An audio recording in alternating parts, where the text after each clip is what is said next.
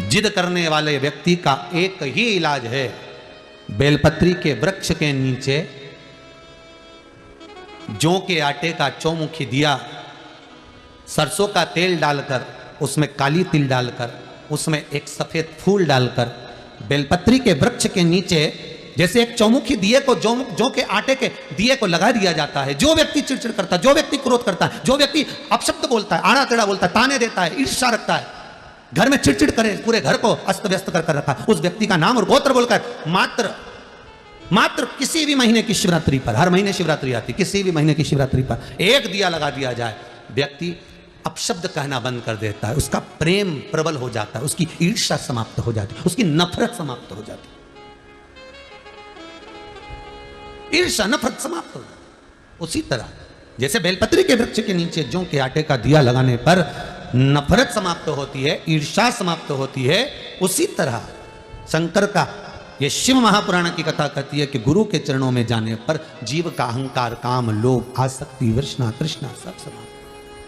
कि आपके यहां अगर धन की कमी पड़ रही है, पैसा नहीं आ रहा, व्यापार नहीं चल रहा, दुकान नहीं चल रही, धंधा नहीं चल रहा, नौकरी नहीं लग रही, सर्विस नहीं लग रही, तो हमने बार बार आपको कहा है कि सोमवार एक दिया बेलपत्री के पेड़ के नीचे लगाओ घी का, और एक दिया शंकर के मंदिर की चौखट पर लगाकर, बार बार आपको कहा लगाओ, 1-2 सोमवार लगाकर तो देखो व्यापार चलता कि नहीं चलता। उस पर विश्वास रखकर लगाओगे, सुख मिलेगा, आनंद की अनुभूति होगी।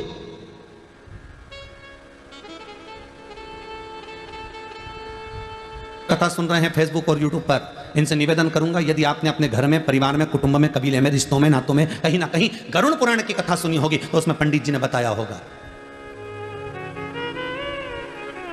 कि आम का पेड़, जामुन का वृक्ष, खजूरे का वृक्ष, फलदार वृक्ष कब बनता है व्यक्ति, ये गरुड़ पुराण के अंतर्गत लिखा हुआ है कि व्यक्ति ये वृक्ष चौराहे पर, रोड पर, किनारे पर केरी का, आम का, बेर का, इमली का ये पेड़ क्यों बनता है, तो उस गरुड़ पुराण के अंतर्गत लिखा है जो मानव का शरीर धारण कर कर, मनुष्य की देह धारण कर कर, मनुष्य का शरीर पाने के बाद भी अपने ही रिश्तेदारों को दिन भर गालियां देता है, चाहे बहू को दे, चाहे सास को दे, चाहे ननद को दे, देवरानी को दे, जिठानी को दे, भाई को दे, कुटुंब को दे, कबीले को दे, जो इतनी गालियां पर गालियां अंबानियां बौछार करता है, वही मरने के बाद ये फलदार वृक्ष बनता है। और लोग जैसे ये रुक रुक के गाली बकती है ना, रोज तो नहीं बकती, इसको कोई पागल कुत्ता तो नहीं काटा कि ये रोज गाली बकेगा, ये रोज गाली बकेगी, ये रुक रुक के बकती है, 6 महीने में, 3 महीने में, 4 महीने में, 8 महीने में, साल भर में, ऐसे लोग गालियां देते हैं। उसी तरह साल भर में इसमें भी फल लगते हैं और लोग दे पत्थर मारते हैं, इसने गाली दी, इसको दिया पत्थर।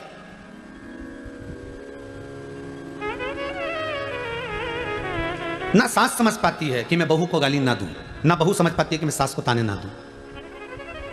दोनों अगर ये समझ जाए ना, ये शिव महापुराण के पहले दिन की कथा ही समझ गए नहीं तो समझ लो जिंदगी सवर गई, कि हमने गाली दी और बेर का पेड़ बने और लोगों ने पत्थर दिया और एक बार में काम नहीं चलेगा, कितने समय तक ठूट जैसे पड़ेगा।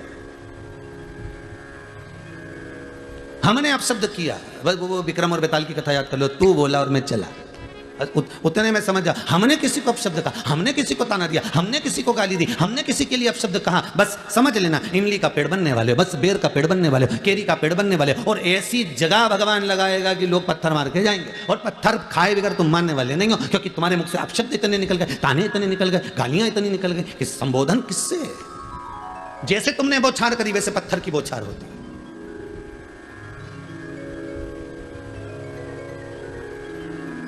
इसीलिए शास्त्र कहता है भजन में जो सुख है वो सुख किसी दूसरी चीज में नहीं, दूसरी चीज में।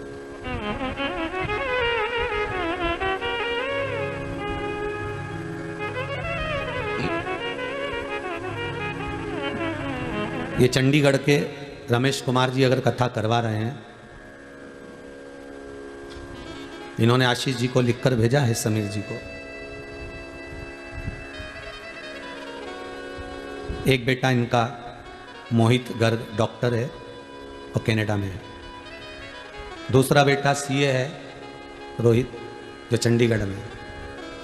पूरा परिवार खूब ठाकुर जी की कृपा से पढ़ा लिखा, अव्वल आगे बढ़ने वाला। तो हमने आशीष जी से पूछा कि ये बताओ कि फिर ये कथा किसके लिए करा रहे हैं, तो क्या अपने माता पिता क्यों करा रहे हैं, कथा इतने दिन को मिल कैसे गई? नहीं गुरुजी कथा पुरानी है, पर बीच में गड़बड़ हो रही थी, कथा इनको नहीं मिल पा रही थी, तो इन्होंने फिर पशुपति नाथ का व्रत किया केवल कथा को पाने के लिए। किसी दूसरी चीज के लिए नहीं। दुनिया के लोग पशुपति व्रत कर रहे होंगे कि बेटों के जॉब के लिए, नौकरी के लिए, सर्विस के लिए, धंधे के लिए, व्यापार के लिए, व्यवसाय के लिए, ये कार्य के लिए, वो कार्य के लिए। पर ये गर्ग जी, रमेश कुमार जी गर्ग चंडीगढ़ वाले, ये जो कथा, केवल कथा मिल जाए उसके लिए पशुपति व्रत कर रहे हैं।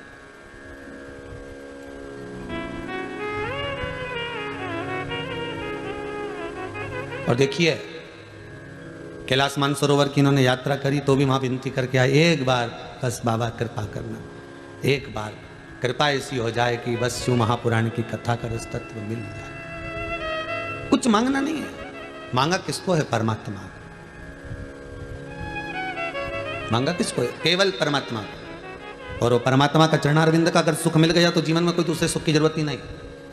मिलता है सच्चा सुख केवल भोलेनाथ तुम्हारे चरणों में, शंभुनाथ तुम्हारे चरणों में। वो जीवन का सुख मिल जाए बस, बहुत उतना। वो सुख सर्वप्रथम। आप अपशब्द कह दोगे, कहे थोड़ी देर के लिए आपने अपशब्द कह दिया, थोड़ी देर के लिए आपके मुख से अपशब्द निकल गया, थोड़ी देर के लिए आपके मुख से गाली निकल गई, थोड़ी देर के लिए आपके मुख से ताने निकल गए, थोड़ी देर के लिए आपने किसी का दिल दुखा दिया। पर उतना याद जरूर रखना कि बेर का पेड़ जब जब यहां से जाओ ना, जब जब कहीं निकल के जाओ ना, तो बेर का पेड़ मिल जाए तो समझ लेना ये भी वही है, अपने रिश्तेदार। इन्हें खूब गाली बाकी ने बापड़ा बेचारा पेड़ बन के खड़ा हो गया। जब तुम इमली का पेड़ देखो तो तुम्हारे मुख पे आ जाना चाहिए ये इमली का पेड़ नहीं, ये कोई बेचारा है जिसने खूब गाली बकी ने इमली का पेड़ बन गया। जब तुम खजूर का पेड़ देखो तो समझ जाना इसने खूब, जब तुम जामुन का पेड़ देखो तो समझ जाना इसने खूब गाली बकी। अर्थात इसको पत्थर जो मिल रहे हैं ये उसी के फल मिल रहे हैं जो इसने करा है।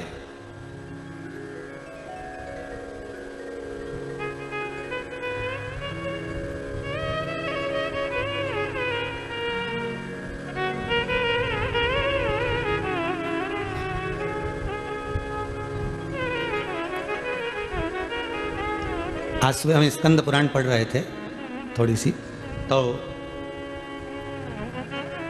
उसमें बंटी जी परिहार ने एक प्रश्न किया है, गुरुदेव आप हमेशा कहते हो कि वृक्ष की योनि ये है, उसकी योनि ये है, ये जो गन्ना लगता है ना, शुगर, गन्ना जिसकी शुगर बनती है, शक्कर बनती है, ये गन्ना भी तो पेड़ पौधे में आता है, तो फिर ये योनि कैसी है?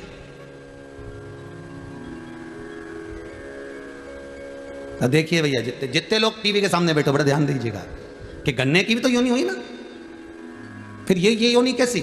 आपने तुरबा की कही, आपने तुलसी की कही, आपने बड़ की कही, आपने पीपल की कही, सब कुछ। तो ये जो गन्ना है जिसको लोग जूस निकाल कर पीते हैं, गन्ने का रस पीते हैं, इसकी योनि क्या? इसका भी वर्णन मिलेगा भविष्य पुराण में। स्मरण करिएगा थोड़ा सा, जहां नरकों का कथन लिखा है उसमें आपको मिल जाएगा। ये जो गन्ना है ये कोई साधारण नहीं है। ये कौन सी योनि है? तो कहा जो व्यक्ति किसी साधारण व्यक्ति को, कई लोग होते हैं भैया हमको जरा 1000 रुपए की जरूरत है, दोगे क्या? अब दोस्त है, बहुत प्रेमी, बहुत स्नेही, जरा 50,000 दोगे क्या? हमको जरूरत है। जरा 15,000 दोगे क्या? हमको जरूरत है। बस मैं लौटा दूंगा।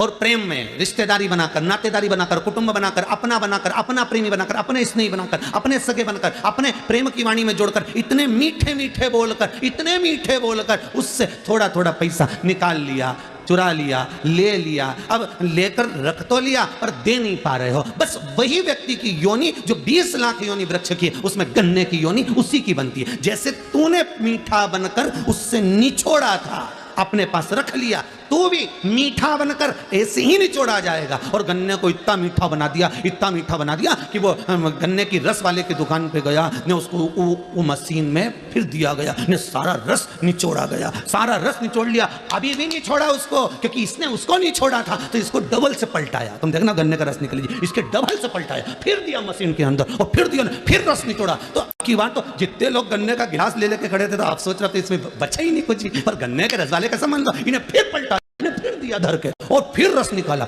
अब की बार तो जितने लोग खड़े थे अब इसमें तो रस ही नहीं बचा रहा, पूरा की पूरा ही निकाल लिया। परंतु गन्ना रस वाला उसमें फिर 2-4 मरोड़ा, और अब की बार इसमें और मिर्ची लगे, क्योंकि इसने उसका धन खाया था, इसलिए बीच में नींबू फंसा दिया। ले बीच में नींबू फंसाए और फिर दिया मशीन के अंदर, फिर रस निकला, अभी भी रह गया तो क्या, रुक जा पुदीना और डालू, रुक, और फिर इसने निचोड़ा, फिर दमदारी से फिर उसको चोरबत्ती करी और फिर उसमें पुदीना डाल दिया, ले फिर दिया धर धर के, कहीं नहीं बचा। ऐसा हो गया बेचारा, छिलका छिलका अलग अलग हो गया। फिर उठा के उसने ठेले के, जितने सुन रहे हो आस्था पे बोलो तो, फिर ठेले के नीचे डाल दिया, उसको डस्टबिन में पटक दिया, कचरे में डाल दिया। अब उन्हें इतना रस नहीं बचा कि मक्खी भी कुछ खा सके, इतना ही नहीं बचा। फिर भी मक्खी ने सोचा थोड़ा बहुत पड़ा हुआ तो अपन ही निपटा लो।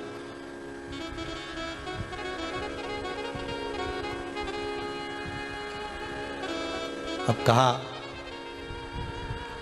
रेते पान चुराए पर गन्ने का रस पीने गए तहसील चुराए, गन्ने का रस पीने गए भोपाल नाका, गन्ने का रस पीने गए हाउसिंग बोर्ड कॉलोनी। तो सोचा अपन रहते तो वहाँ थे, फिर गन्ने का रस वहाँ क्यों पिया, मतलब वो जिसने खाया था उसी एरिया का था, उसी क्षेत्र का था, तो हिसाब बराबर करना है ना। तो उसने तुम्हारा खाया, तुम उसको निपटा जा, पिला दिया, भगवान के ले जा। और जिसका खाया था तो उसने चींटी बनकर निचोड़ा, अभी भी नीचे फालतू नहीं पड़ा हो, जिसका खाया उसने चींटी बनकर नहीं छोड़ा, नहीं छोड़ी, 8 दिन तक 7 दिन तक मक्खी बनकर नहीं छोड़ा, चींटा बनकर नहीं छोड़ा, उसने सब तरह से निचोड़ लिया। अब तो वो गन्ने का छिलका भी कह रहा, भगवान अगली बार किसी का रुपया नहीं खाऊंगा, सबका देख के आऊंगा, नहीं तो फिर निचोड़ा जाऊंगा, ऐसा काम मत करना, भोगना तो।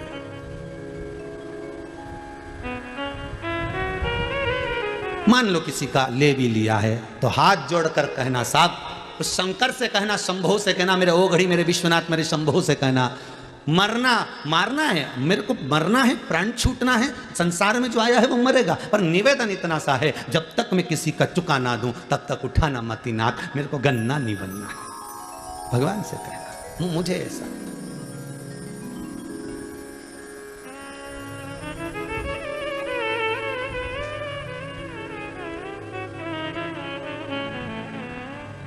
हमारे कर्म का भोग हमको भोगना है, कोई दूसरा नहीं भोगेगा, कोई दूसरा नहीं, पत्नी नहीं भोगेगी, बच्चे नहीं भोगेंगे, कोई नहीं भोगेगा, भोगना आपको। ऐसा कर्म करते चलना जिंदगी में जिसमें सुख का अनुभव हो आपको, ये दिल, ये हृदय, ये चित्त, ये वृत्ति बड़ी आनंदित हो आपकी, आपको बड़ा सुकून मिले, आपको बड़ा आनंद मिले, ऐसी जिंदगी जीना, ऐसा जीवन। संत जो होते हैं ना, साधु जो होते हैं ना, गुरुजन जो होते हैं, जो सत्य के गुरु हैं, जो सत्य के साधु हैं, जो सत्य के तपस्वी के भाव का आनंद ले रहे हैं,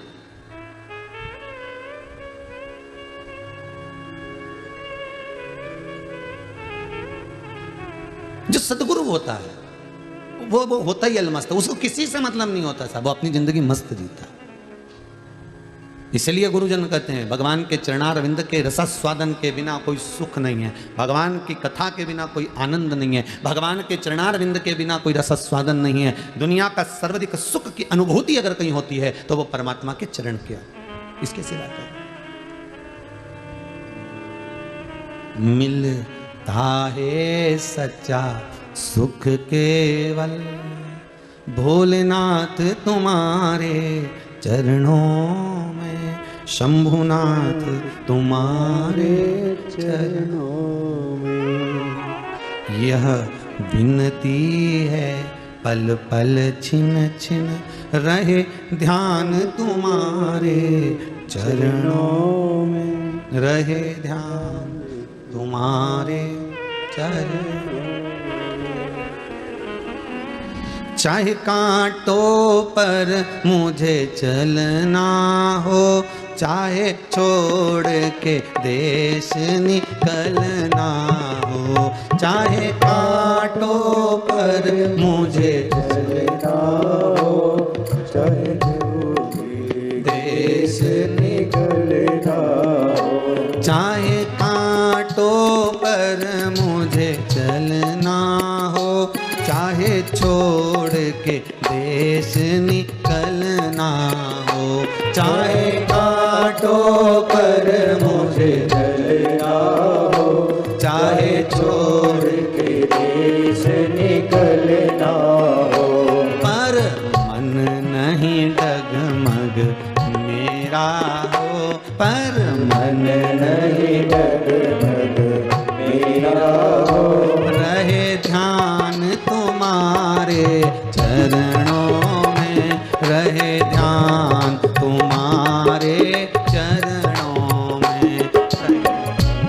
है, पल पल छिन छिन यही गिनती है, पल पल छिन छिन रहे ध्यान तुम्हारे चरणों में, रहे ध्यान तुम्हारे चरणों में।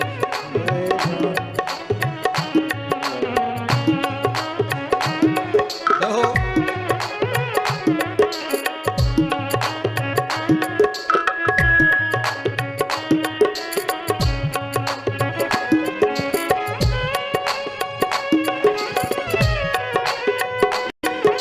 हर बोले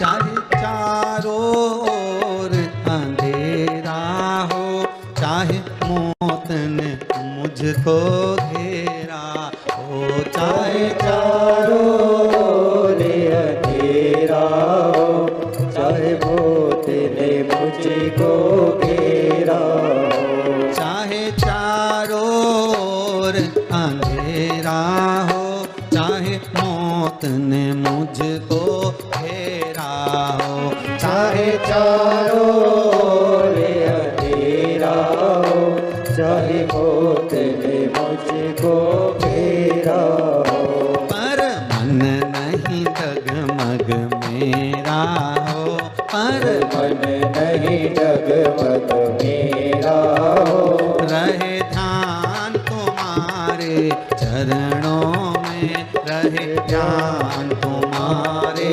चरणों में।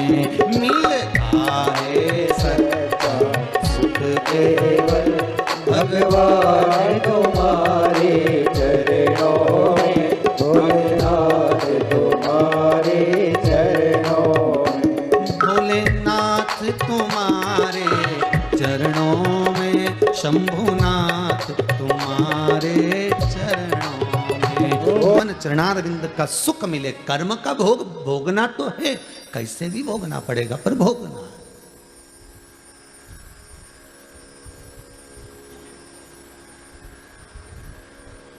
एक वृक्ष को कभी भी उसके पत्ती के नाम से नहीं जानते। जानते हैं क्या?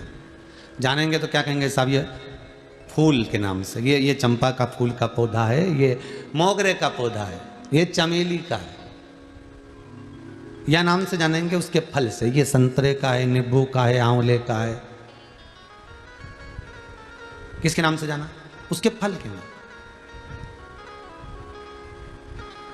या तो जाना फल के नाम से, या जाना उसके फूल के नाम से। फल हो, फूल हो, उसके नाम से उसको पहचान जाते।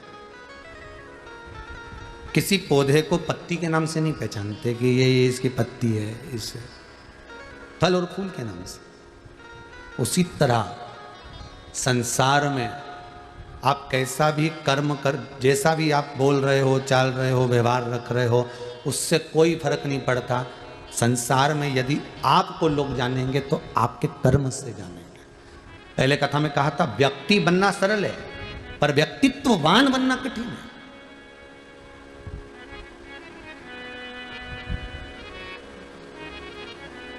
व्यक्ति बनना सरल है पर व्यक्तित्ववान बनना कठिन है। एक ही नाम के ना जाने कितने लोग होंगे साहब। भेरू भेरू भेरू भेरू निकालो तो सारी संसार में ढेर भेरू। राम किशन ढेर राम किशन, जगदीश जगदीश ढेर जगदीश, मनीष मनीष ढेर मनीष, प्रदीप प्रदीप ढेर प्रदीप, अनिल अनिल ढेर अनिल, दीपक दीपक ढेर दीपक, अशोक अशोक, आकाश आकाश, अभिषेक अभिषेक ढेर, रविंद्र रविंद्र ढेर रवि, दीनानाथ दीनानाथ ढेर दीनानाथ, ढेर पड़े।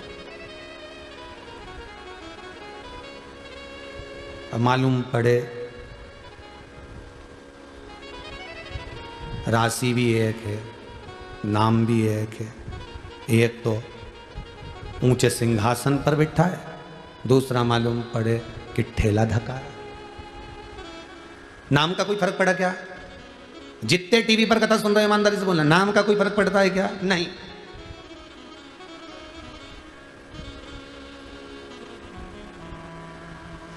फिर वो वाली कथा आ गई, एक पत्नी के पति का नाम था ठनठन पाल।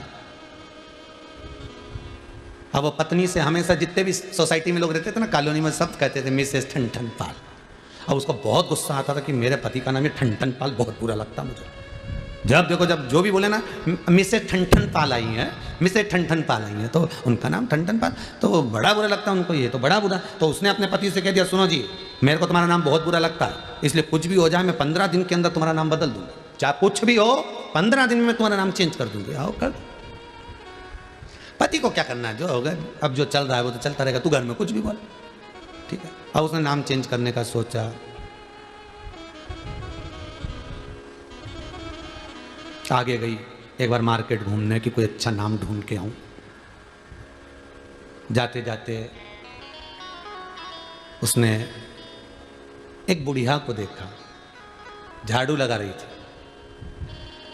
कचरा बीन रही थी सुबह सुबह। पूछ लिया, तुम्हारा नाम क्या है? लक्ष्मी। इसके मन में आया, बताओ गजब, बहुत बढ़िया। और आगे गई, और आगे एक व्यक्ति भीख मांग रहा था, उससे पूछा तुम्हारा नाम क्या है? कुबेर सिंह। अच्छा, मन में आया गजब। और आगे गई, किसी से पूछा, क्यों, किसकी अर्थी जा रही है? कौन मर गया? अमर सिंह मर गया।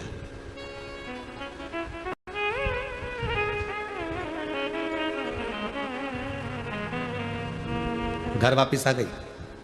वापिस मोहल्ले के लोगों ने पूछा, क्यों नाम मिल गया? क्या करूं ढूंढ के? लक्ष्मी झाड़ू लगाए, कुबेर भीख मांगे, अमर मर गया, इससे तो मेरा ठनठन पाल भला। क्या करना? नाम बदलने से कुछ नहीं होगा, कुछ भी नहीं होगा।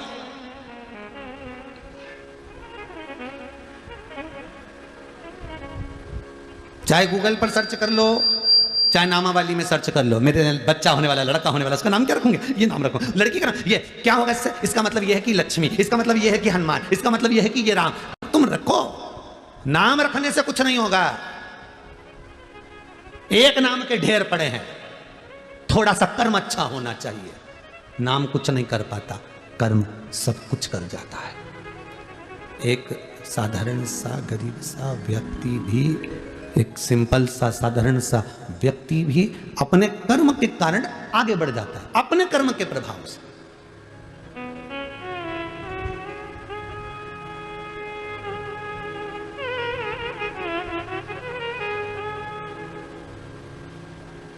कई कई लोग कहते हैं, महाराज ये हमारे यहाँ का बच्चा बहुत जिद्दी है, बहुत जिद्दी, इतना उपद्रव करता है, इतना, हम तो नाम रखकर परेशान हो गए, इसका ये नाम रख दिया, जब से परेशान होगा। क्या नाम रख के परेशान हो गए? नाम से कुछ नहीं होता।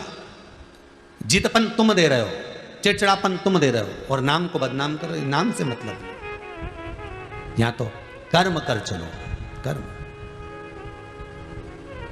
और बहुत अच्छे से जान लेना, बहुत अच्छे से समझ लेना, पत्ती से नहीं पहचाना जाता कि वृक्ष कौन सा है, पत्ती का नाम लेकर नहीं पुकारा जाता कि इस पत्ती का पेड़। हमें कहना पड़ता है इस फूल का वृक्ष है, चंपा का, चमेली का, मोगरे का, गेंदा का। हम उसके फूल से उसको पहचान कर करें, ये गेंदे का है, ये चमेली का है, ये बिजली का है।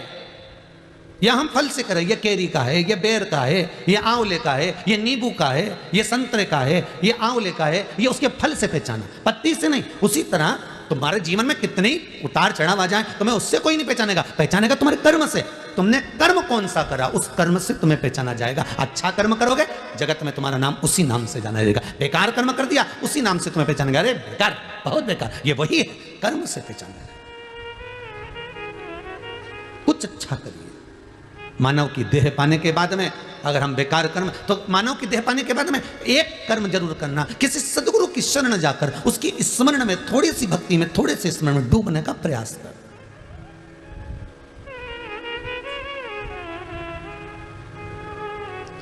जब कथा विराम हुई इससे पहले वाली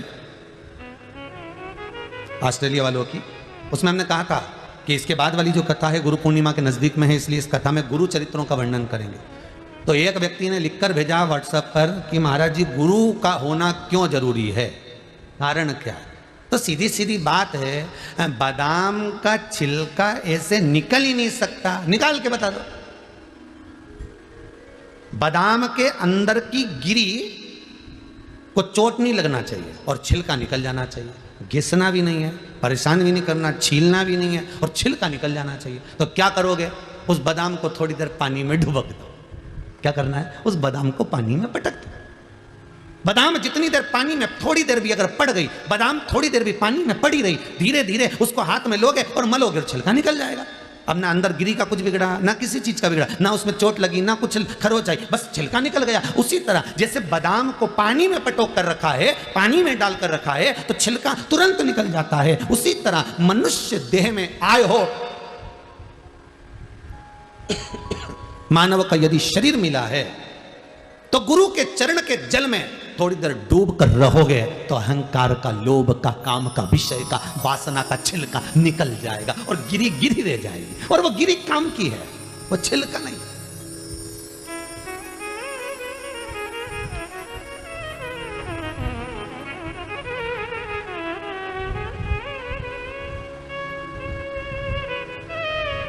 वो गिरी ही काम की है। गुरु चरणारविंद के जल में जब तक डूबे रहोगे तो छिलका निकलने में देरी नहीं लगेगी। अहंकार, काम, लोभ, विषय, वासना, आसक्ति, तृष्णा निकलने में देरी नहीं लगेगी। गिरी भाग रहेगा तो सुख का अनुभव होगा, आनंद।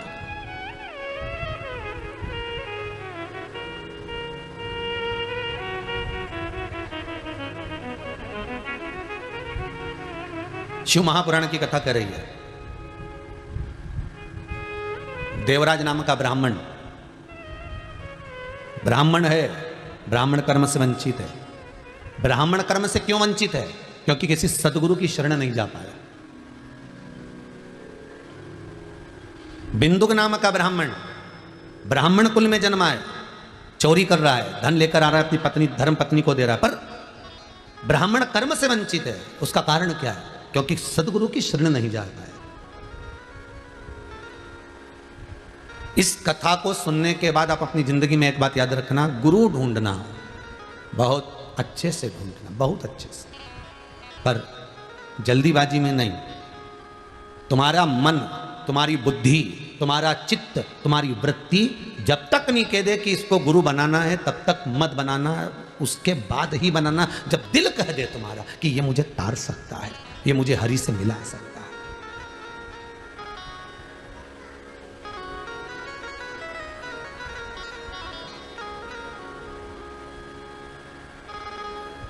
ये मुझे परमात्मा से मिला सकता है।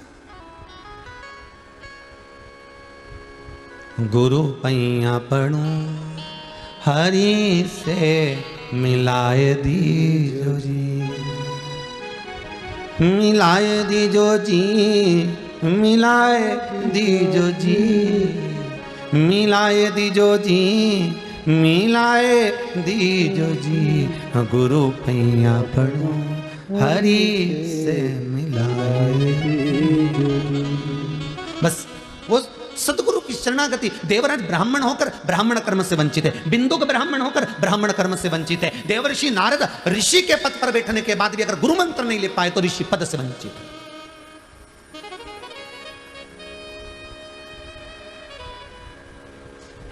वो सुख कहां, वो आनंद की अनुभूति कहां?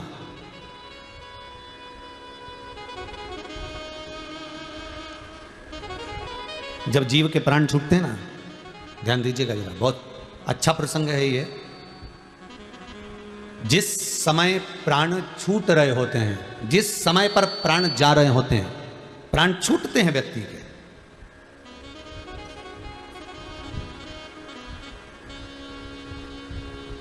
देवलोक, प्रेतलोक, कौन सा लोक है? प्रेत लोक, जिसमें व्यक्ति भूत की योनि पाता। भूत की योनि से भी आप उसको भी समझ लें थोड़ा सा। जैसे कई लोग जाते हैं और जाते जाते उनको कोई ऐसी हवा लग जाती है, भोजन नहीं भा रहा है, गिरा पड़ा हुआ है, रो रहा है, हंस रहा है, कोई ऐसा काम कर रहा है, सुध नहीं बन पा रही है, वो जो उसको थोड़ा सा कहते हैं इसको हवा लग गई, इसको थोड़ा भूत लग गया, इसको कोई प्रेत लग गया।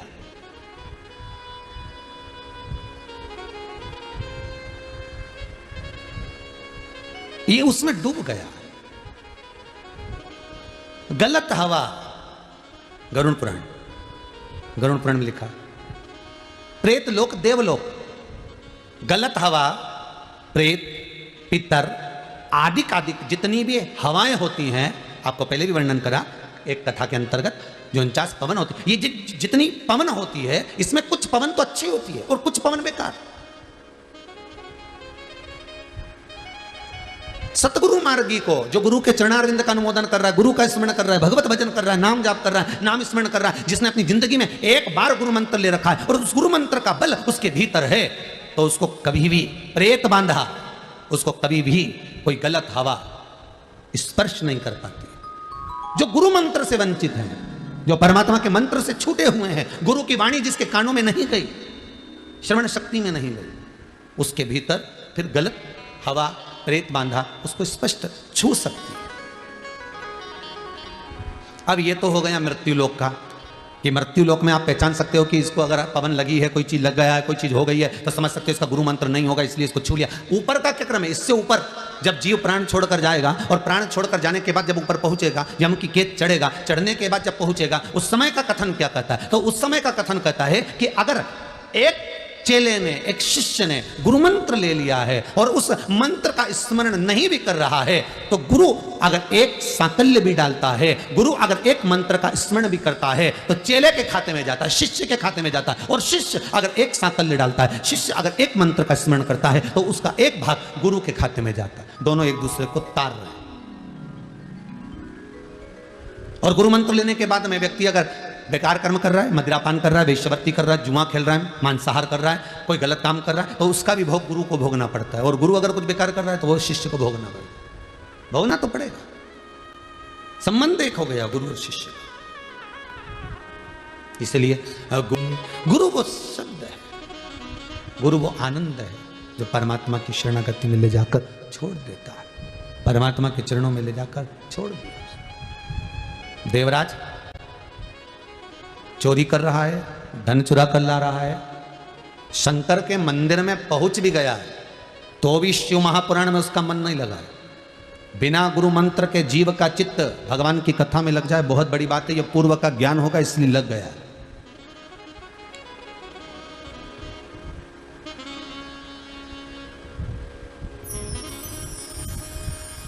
आज के जमाने में असली गुरु लोगों को मिल नहीं रहे और गुरु को असली चेला मिल नहीं रहा है।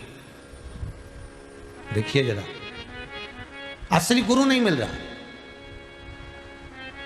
और गुरु को असली चेला नहीं मिल रहा। एक गुरुजी तखत पे बैठे थे, शालिग्राम जी की पूजन कर रहे थे। दो चेले थे उनके, एक चेले को आवाज लगाई, चेला है रामू, है रामू। रामू दौड़ कर आया, जी गुरुदेव। बेटा शालिग्राम जी की सेवा चल रही है, थोड़े तुलसी के दल लिया, जा तो जरा तुलसी ला। इतना आलसी चेला, उसने मन में सोचा अगर आज तुलसी लेने चले गया तो ये गुरुजी रोज मुझसे तुलसी मंगवाएंगे। अगर आज चले गया तो गुरुजी रोज मंगवाएंगे। चेला बोला, गुरुदेव तुलसी का पौधा कैसा होता है? गुरुजी ने मन में सोचा, गजब का चेला, बताओ यहां आश्रम में रह रहा है और इसको तुलसी का पौधा नहीं माना। चल रहने दे, अच्छा। दूसरे चेले को आवाज लगाया, किशोर, ओ किशोर, ओ किशोर। अरे कहां गया किशोर? और किशोर दौड़ के आया, जी गुरुदेव। जा थोड़ा सा तुलसी का दल तोड़ कर लिया। किशोर ने सोचा, बता ये रामू नहीं गया तो मैं काय को जाऊं? गुरुदेव आपने रामू से नहीं कहा, रामू को तुलसी का पौधा नहीं मालूम था। किशोर कहने लगा तूने तुलसी का पौधा नहीं देखा? इतनी बड़ी बड़ी पत्ती होती है तुलसी की और इतना बड़ा पेड़ होता है।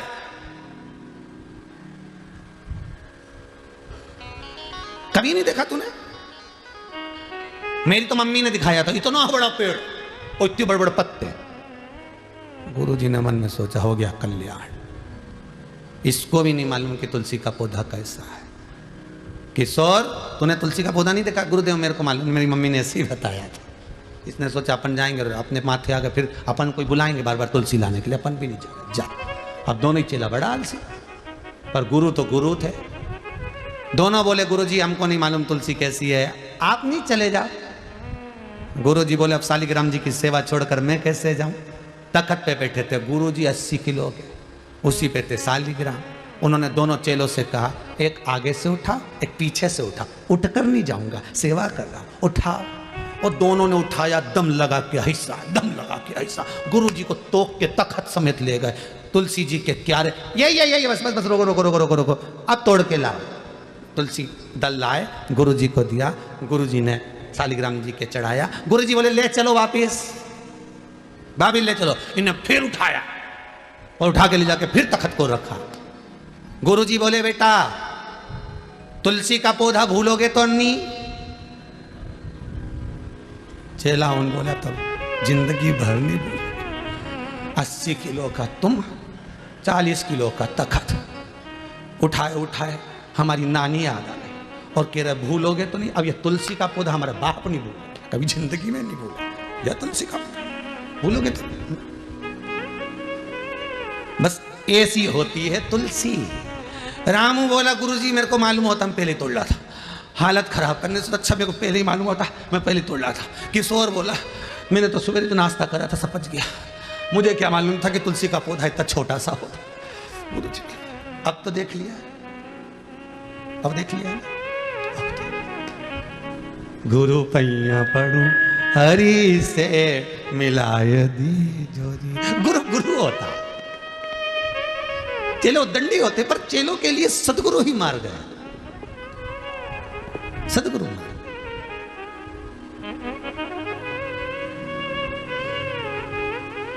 गुरु अपने बच्चे को नहीं पढ़ाता पर अपने शिष्य को ज्ञान दे जाता है।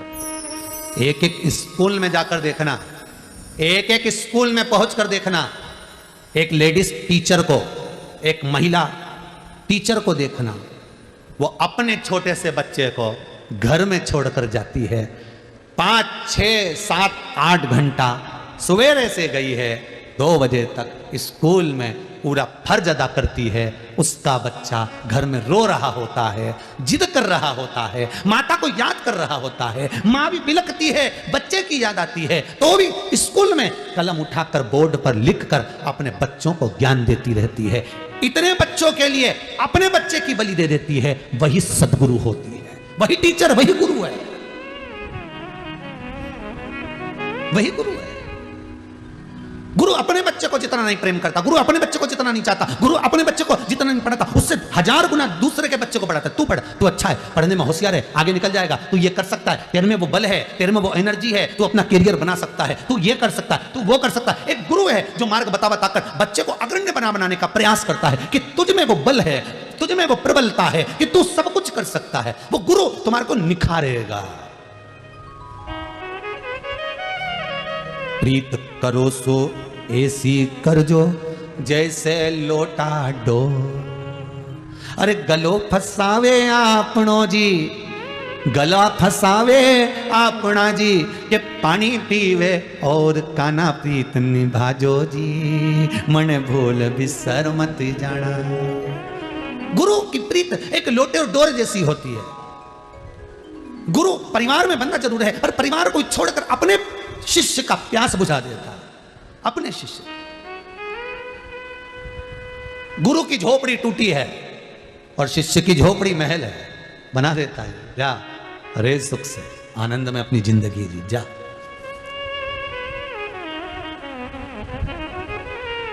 जा सुख की जिंदगी।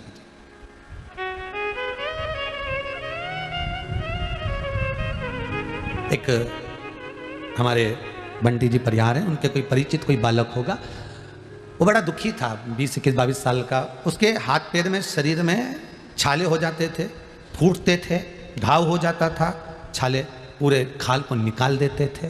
बड़ा दुखी, बड़ा दुखी। बंटी ने 1-2 बार कहा, गुरुदेव बहुत हालत खराब है। बच्चे ने सब डॉक्टरों को सब जगह दिखा दिया, पर शरीर का वो जो रोग है, डॉक्टर कह रहा है हाथ को काटना पड़ेगा, ये हाथ में कुछ ऐसा हो गया। हमने काहे काटो, हाथ नहीं काटना है, भोलेनाथ जी की सेवा कर कर दुख काटना। अंग काट देने से सुख का अनुभव नहीं होगा, दुख कट जाने पर सुख का अनुभव होगा। कहा उन्हें, काम करो, शंकर जी का स्मरण करो, शिव जी का भजन करो, शंकर का अनुमोदन करो, शिवरात्रि का पूजन आदि जब भी मौका मिले करते रहो। बड़ा सुख है, बड़ा आनंद है। जब देखा, अब सूचना जब मिली कि गुरुदेव उसका हाथ अब पूर्ण तरह से सही हो गए, अब शरीर ठीक हो गया, उसमें आनंद की अनुभूति है, उसमें सुख का एक भान है, आनंद का एक भान। कुछ दे ना दे गुरु, पर यह पक्का है कि वो परमात्मा से मिलन कराने का प्रयास जरूर कर सकते, वो प्रयास करेगा। रीत करो सो ऐसी कर जो, जैसे लोटाडो, और गलो फसावे आपनो जी, हरि गलो फसावे आपनो जी, पानी पीवे और काना रीत निभाजो जी, मन बोल बिसर मती जाना। ये प्रीत हो सदगुरु और शिष्य। देवराज को वो गुरु नहीं मिल पाया, इसलिए शिव कथा में बैठने के बाद मंदिर के अंदर शंकर की कथा चल रही है और उस कथा में देवराज का चित्त नहीं लग पाया। विचार करिएगा जी। जैसे ही शंकर जी का हर हर महादेव बोलते थे, देवराज कानों को बंद कर लेता था, कानों को बंद। संसार में ऐसे लोग भी मिलेंगे आपको जिनकी चित्तवृत्ति कथा में नहीं लग पाएगी, और कई संसार के लोग ऐसे भी हैं जिनका मन, जिनका चित्त, जिनकी वृत्ति शिव में लगी हुई है। एक कथा सुनी, उसमें भी मन नहीं भराया, दूसरी फिर सुन रहा है, तीसरी फिर सुन रहा है, मन नहीं भरा रहा। और होना चाहिए ऐसी प्यास परमात्मा को पाने की। उदर की तृप्ति भोजन से है, आत्मा की तृप्ति भजन से है। वो प्यास हो हमें परमात्मा को पाने की, शंकर से मिलन की एक आस लगी रहे कि मिलेगा और मेरे सम्मुख में आएगा। वो आए, मेरे भोले तेरा सहारा है, मेरे भोले तेरा सहारा है, मेरी नैया का तो किनारा है, मेरी नैया का तो किनारा है। शंभू से मिलन की एक आस वो लगी रहे। देवराज ब्राह्मण होकर गलत कर्म में लगा रहा, बिंदु गलत कर्म में लगा रहा, उसकी चित्तवृत्ति कहीं जुड़ ना पाई क्योंकि गुरु नहीं मिल पाया। गुरु अगर एक बार मिल जाता तो जीवन सार्थक कर देता।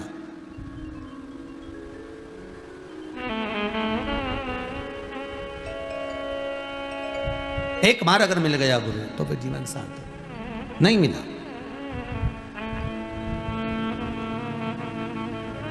महाराज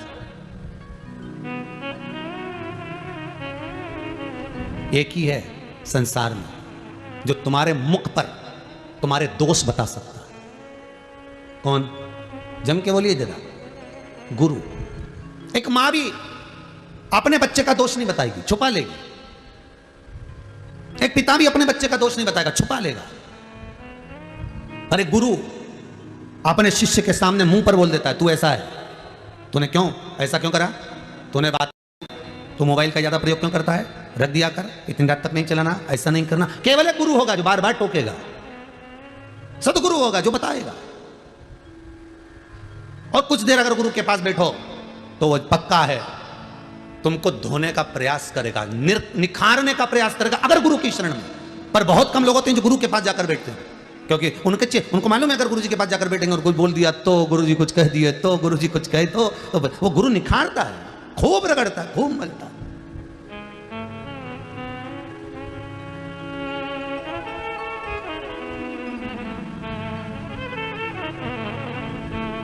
एक छोटे से टुकड़े कांच को हीरा बनाने का प्रयास केवल गुरु करता, घिस घिस कर, घिस घिस कर, घिस घिस कर। कोई सहज हो?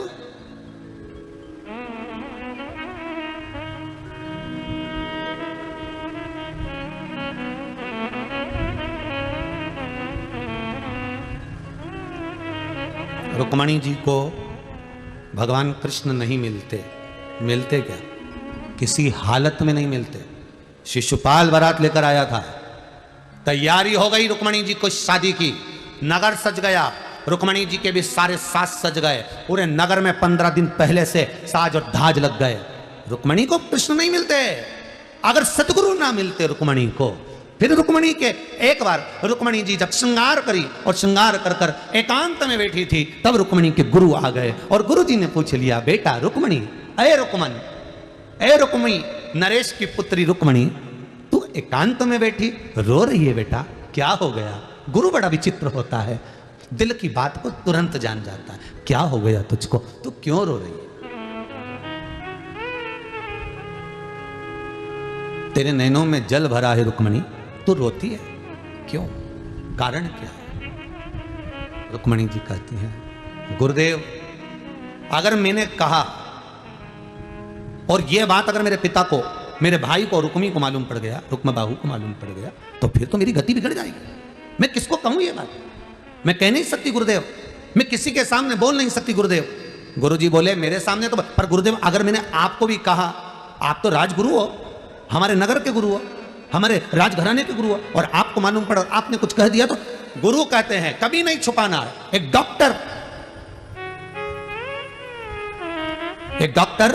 एक रसोईया, एक सदगुरु, इन तीन से कभी नहीं छुपाना। डॉक्टर से अगर रोग छुपाओगे तो बीमारी बढ़ेगी, आपने अगर रोग छुपा लिया तो बीमारी बढ़ना है। सब बता दो, सब जो जो हो रहा है सब बताओ, तो भी इलाज कर सकता है। तुम छुपा कर रखोगी, एक बीमारी बता दी तुमने, दूसरी नहीं बताई, दूसरी नहीं बताई, तीसरी नहीं बताई, तो छुपेगी तो बीमार होगी। ये इतने सारे लोग ये कोरोना महामारी में, दूसरी लहर में जो मरे हैं, शांत हुए हैं, ये क्यों हुए? 4 दिन 5 दिन तक तो घर में ही पड़े रही है, हमें तो कुछ नहीं हो रहा है, खांसी हो तो थोड़ी बहुत हो रही है, सर्दी हो तो थोड़ी बहुत हो रही है, थोड़ी बहुत चल रही है, बता ऐसा होगा ही नहीं मेरे को, ऐसा हो गई। छुपाते रहे, ना पत्नी को बताएं, ना बच्चों को बताएं, ना किसी को बताएं, ना बताया, टेबलेट लाते रहे, खाते रहे, गोली दवाई लाते रहे, खाते रहे, बस धीरे धीरे धीरे धीरे उस बीमारी ने जड़ पकड़ ली, पकड़ते पकड़ते हृदय पकड़ लिया, श्वास पकड़ ली, और हॉस्पिटल गया, थोड़े दिन टिका और मर गया। छुपाया इसलिए मरे। कोरोना की जांच कराएंगे, लोगों को क्या मालूम पड़ेगा? लोग कहेंगे इसको कोरोना हो गया। अरे दरबार, अरे बीमारी छुपाने से बढ़ती है साहब। तुम तो छाती ठोक कर कह दो हाँ कोरोना हुआ है, क्या कर लोगे? इलाज ही तो होगा ना, 4 लोग बता तो देंगे कि इसको ले जाओ, पकड़ के हॉस्पिटल भर्ती करो, बेचारा ठीक हो जाएगा।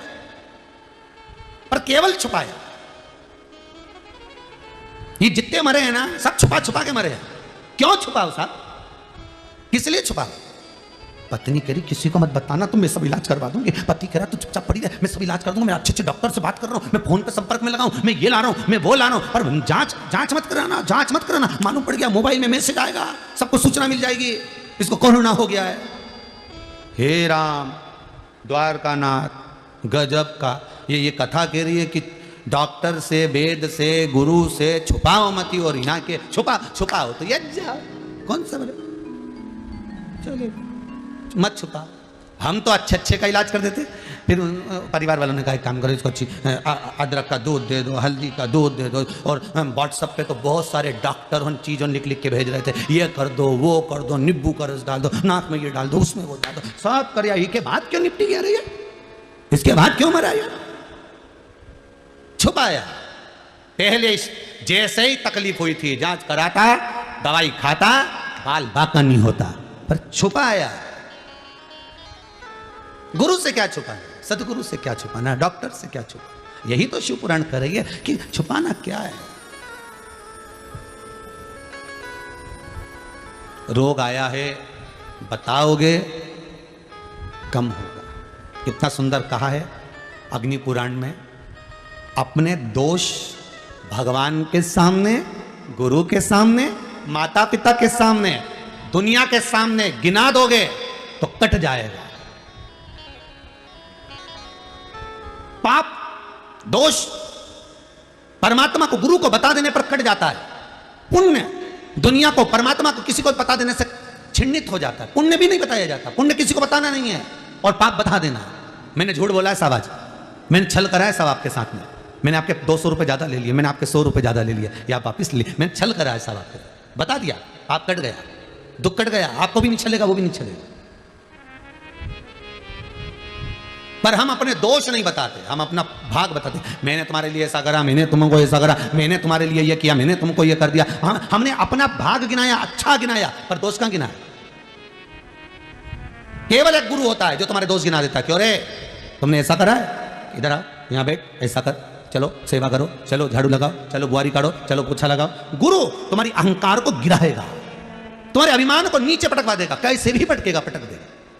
जहां अभिमान में फूले, गुरु जी ने कह दिया चलो उठाओ जरा, ये पादुका उठा के उधर से लाओ, जाओ झाड़ू उठा के उधर से लाओ, जहां अभिमान आया गुरु उसको पटक दे तुरंत। चेले को लगेगा गुरु जी मुझे झाड़ू लगाने का बोल रहे हैं, गुरु जी मुझे बर्तन मांजने का बोल रहे हैं, गुरु जी मुझे पादुका लाने का बोल रहे हैं, गुरु जी मुझे कपड़े उठाने का बोल रहे हैं, गुरु जी मुझे कपड़े धोने का बोल रहे हैं। पर क्यों बोल रहे हैं? उसका कारण है कहीं अभिमान आ रहा है, गुरु उसको काट रहा है। वो निखारने से पहले उसको धो देगा।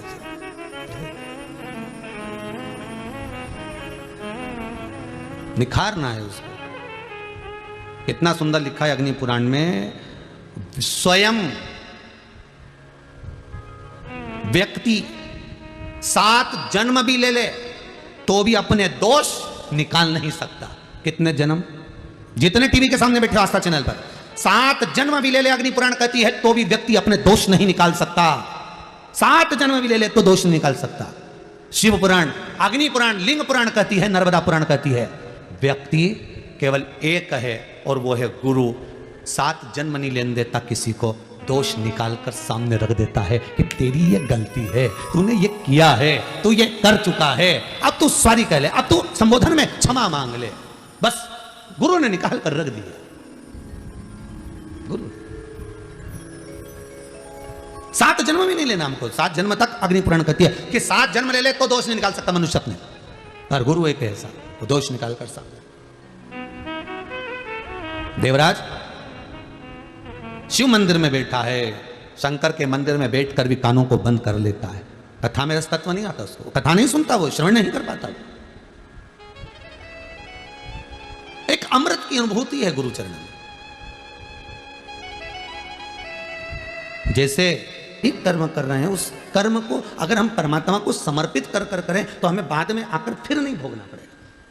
फिर वो वाली कथा याद कर लीजिए जिसमें कहा था कि हॉस्पिटल में पड़ा हुआ व्यक्ति बहुत दिन तक अगर पड़ा रहता है, हॉस्पिटल में बहुत दिन तक पड़ा हुआ है, तो फिर वो डॉक्टर से कहता है साहब मेरी दुकान चलाने वाला कोई नहीं है, मेरा घर चलाने वाला कोई नहीं है, डॉक्टर साहब आप एक काम करिए कि ये सब दवाई वगैरह मुझे लिख दो, ये बॉटल भी मैं घर चढ़वा लूँगा, ये इंजेक्शन भी मैं घर लगवा लूँगा, मैं टेबलेट भी घर में ले लूँगा, जांच भी घर पर करवा लूँगा। अब तो अब मैं यहाँ हॉस्पिटल में नहीं रह सकता, अब मैं नहीं भोग सकता, अब मुझे आप थोड़ी सी दवाई लिख दो, आप पर्चा बना दो, मैं इसको लेकर चले जाता हूँ और अब मैं वहाँ पर घर पर सब ले लूँगा, घर भी देख लूँगा, दुकान भी चला लूँगा और घर को भी साथ लूँगा। आप मुझे थोड़ी सी दवाई आप लिख दीजिए, थोड़ा सा आप मुझे लिख दीजिए। आपको जो लिखना है, बॉटल लिखना है बॉटल, औषधि लिखना है औषधि, जो भी आप लिख रहे हैं मुझे लिखकर दे दीजिए, मैं उसको घर पर चढ़वा लूँगा। डॉक्टर ने कहा हम छोड़ तो देंगे, हॉस्पिटल से छुट्टी भी दे देंगे, आपको मना नहीं है महाराज, हॉस्पिटल से हम छुट्टी भी दे देते हैं आपको और हम आपको भेज भी देते हैं।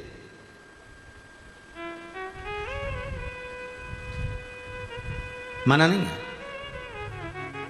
पर इतनी बीमारी के बाद में आप एकदम जाकर दुकान मत बैठ जाना, नहीं बैठूंगा, आप तो दो।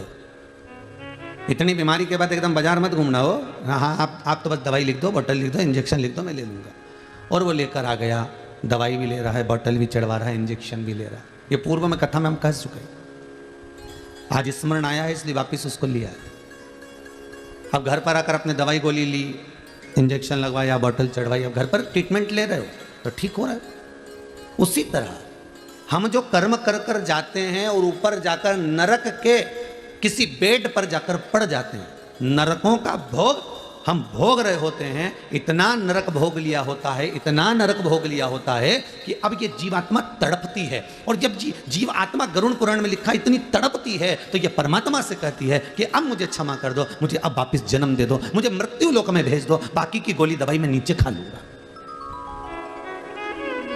बाकी का दुख मैं नीचे जाकर झेल लूंगा, बाकी का कष्ट मैं भूमि पर जाकर झेल लूंगा। आप मुझे बस अब यहां से छोड़ दो, अब मुझे इस नरक के जंजाल से बाहर निकाल दीजिए।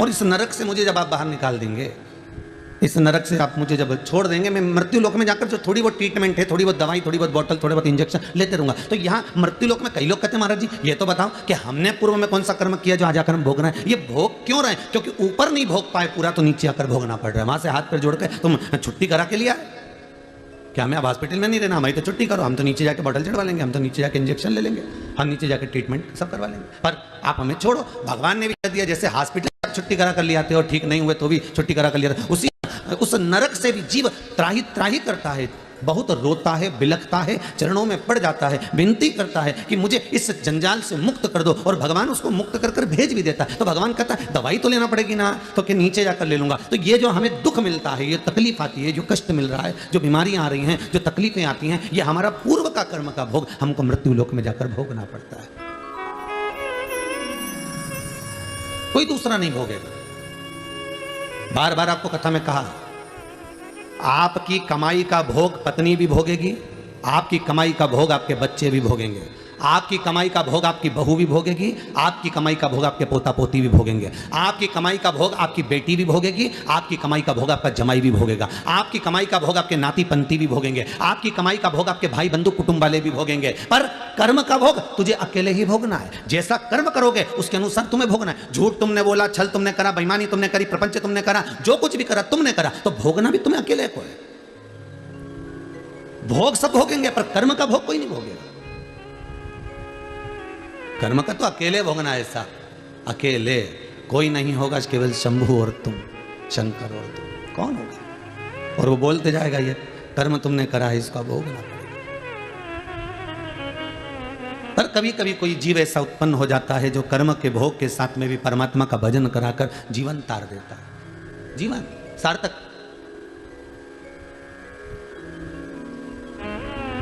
ये जो आनंद की अनुभूति है, ये यही सुख देती है, ये दूसरा कोई सुख नहीं है। आज हम अगर भोग रहे हैं, थोड़ा सा कर्म अगर हमको मिला है, कोई राशि ठाट मिला है ना, तो भी समझ लेना भगवान की बड़ी कृपा हुई हो। कुछ खाने को अच्छी गुलाब जामुन, रसगुल्ला, इमारती जलेबी मिल रही है, तो भगवान को धन्यवाद देते रहना हो कि ये भगवान बड़ी कृपा करी है तुमने। मनुष्य से तो जोरदार पक्षी होता है साहब, जितनी बार दाना चुगता है उतनी बार भगवान को नमन करता है, मुंडी झुकाएगा। दाना जब चुगेगा, चुगता जब है जब मुंडी उस सरकार के आगे झुका देता है। किसके आगे? उस परमात्मा के आगे। मनुष्य से अच्छा तो पक्षी है जो जब जब दाना चुगता है, चुगने से पहले अपनी मुंडी को झुकाता है कि परमात्मा तुझे धन्यवाद है जो मुझे खाने के लिए एक दाना तो दिया है तुमने, एक दाना मुझे दिया। वो पक्षी बार बार जितनी बार दाना उठाता है उतनी बार मुंडी झुकाता है, अपनी गर्दन को, अपने मुख को, अपने शीश को झुका देता है। उस दाने को उठाने के लिए नहीं झुकाता, वो परमात्मा को धन्यवाद देने के लिए झुकाता है कि तेरी कृपा से मुझे ये दाना खाने को मिल रहा है। अब ये तो पक्षी हुआ कि जब जब खाता है तब तब वो अपनी चोंच को, अपनी मुंडी को, अपने गले को, अपने शीश को बार बार झुका रहा है, परमात्मा को बार बार धन्यवाद दे रहा है। वो परमात्मा के आगे मस्तक को बार बार झुका रहा है, बार बार प्रणाम कर रहा है कि तेरे बल पर मुझे एक दाना खाने को मिला, तेरे बल पर मुझे ये दाना खाने को मिल रहा है। जितनी बार पक्षी शीश झुकाता है उतनी बार मेरे बाबा विश्वनाथ को, मेरे शंभू को, मेरे ओघड़ी को, मेरे त्रिकालदर्शी, मेरे कैलाशी, मेरे अविनाशी, मेरे कुबेर भंडारी को बार बार धन्यवाद देता है। और एक इंसान दिन भर खाता है पर धन्यवाद देने का टाइम 2 समय बना रखा है। हम 2 अगरबत्ती सुबह लगा देते हैं, शाम को दिया लगा देते हैं, उतनी देर में भगवान का कोटा पूरा कर देते हैं। मतलब भगवान को भी काम के रूप में यूज कर रहा है।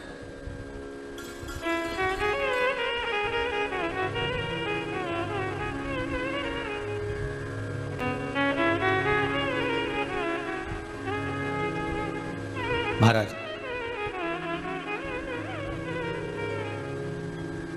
केवल मंदिर जाने पर परमात्मा कभी नहीं मिला रे बाबा।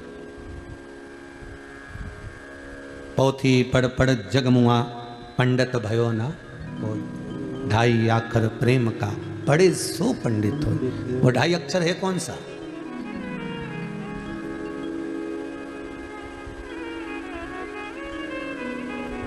कौन सा है वो 2.5 अक्षर प्रेम का जो पढ़कर जीव परमात्मा का हो सकता है? और वो 2.5 अक्षर कोई दूसरा नहीं, वो 2.5 अक्षर केवल आपके हृदय का, मन चित्त वृत्ति को किसी भूखे के भोजन में, किसी प्यासे के पानी में, किसी पथिक के पवन में, राहगीर की सेवा में लगा देने पर ही परमात्मा प्रसन्न हो जाता है। कहते हैं आप मंदिर में जाकर अगरबत्ती नहीं लगा सकते, धूप बत्ती नहीं लगा सकते, दिया नहीं जला सकते, बेलपत्र नहीं चढ़ा सकते, पानी नहीं चढ़ा सकते, चंदन नहीं लगा सकते, पुष्प नहीं लगा सकते, पुष्प नहीं चढ़ा सकते, आप भगवान को जल नहीं चढ़ा सकते, भले मत चढ़ाओ। मेरा शंकर कभी आपसे कहने के लिए नहीं आएगा कि तूने ये नहीं करा, कभी नहीं कहेगा। 94 तरह के नरकों में गरुड़ पुराण के अंतर्गत जितने नरक कहे गए हैं उसमें कोई नरक ऐसा नहीं लिखा कि तुम मंदिर नहीं गए इसलिए तुम्हें नरक भोगना पड़ेगा। सारे नरकों में ऐसा कोई नरक नहीं लिखा कि तुम मंदिर नहीं गए इसलिए नरक भोगना पड़ेगा। पर नरकों में एक नरक ऐसा लिखा है कि तुम्हारे दरवाजे पर कोई भूखा आया और उसको तुमने भोजन नहीं कराया तो तुम्हें नरक भोगना पड़ेगा। तुम्हारे दरवाजे पर कोई प्यासा आया, तुमने पानी ना पिलाया तो नरक भोगना पड़ेगा। तुम्हारे दरवाजे पर कोई पथिक आया, राहगीर आया और तुमसे मार्ग पूछा, तुमने नहीं बताया तो भोगना पड़ेगा।